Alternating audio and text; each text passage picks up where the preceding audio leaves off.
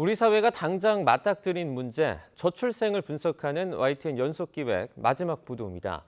저출생 문제를 어떻게 해결할 수 있을지 인구학자와 교수, 연구자들을 만나서 방법을 물었는데요. 전문가들은 애초에 저출생을 바라보는 시각부터 바꿔야 한다고 강조했습니다. 어떤 방식을 조언했는지 강민경 기자가 정리했습니다. YTN이 만난 전문가들은 모두 저출생을 출산의 영역에 국한해서 보면 안 된다고 강조했습니다. 앞으로는 살기 좋은 사회, 그래서 저절로 아이를 낳아 기르고 싶은 사회를 만드는 게 우선시 돼야 한다는 겁니다. 우리나라 저출산 정책, 인구 정책의 가장 한계는 국정 기조로 다가와야 할 문제를 자꾸 사업으로 접근하고 있다는 거예요. 진짜로 우리 저출산을 어렵게 하는 일가정 양육 문제라든가 근로시간의 문제, 주거 문제, 교육 문제 이런 문제 해결되지 않으니까 체감되지 않고 있는 측면도 굉장히 많다고 하겠습니다. 전문가들은 경제와 사회, 그리고 가치라는 세 가지 키워드로 저출생 문제를 바라봐야 한다고 설명했습니다. 우선 청년과 중장년층이 예측 가능한 삶을 사는 사회 구조를 만드는 게 중요하다고 강조했습니다. 고용과 소득, 주거 안정성을 보장해서 자연스럽게 자녀를 낳아도 된다는 결론에 이르게 해야 한다는 겁니다.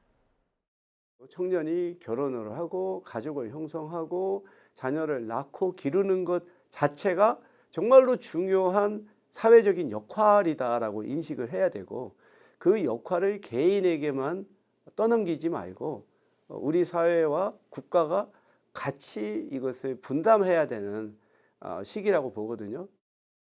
사회 문화적으로는 정책의 초점을 오롯이 여성의 권익과 행복에 맞춰야 한다고 설명했습니다. 지금의 저출산 정책은 여성을 가족 유지와 출산율 제고를 위한 수단으로만 바라보는 경향이 짙어서 여성의 참여보다는 오히려 반감을 불러일으킨다는 지적입니다.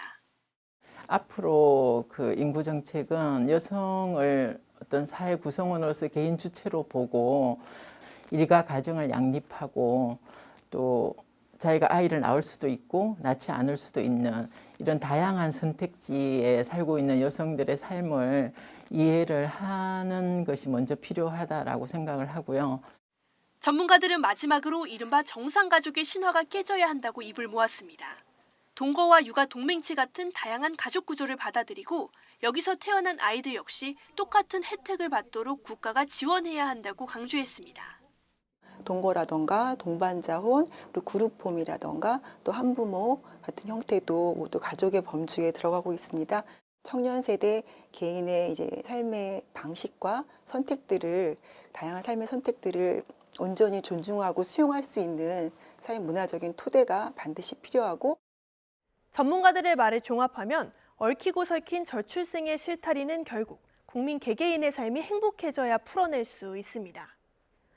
경제와 문화, 젠더와 계층 등 우리 사회 곳곳에 퍼져 있는 불평등이 해결될 때 대한민국에서 다시 아이들의 웃음소리가 울려 퍼질 수 있을 거란 얘기입니다.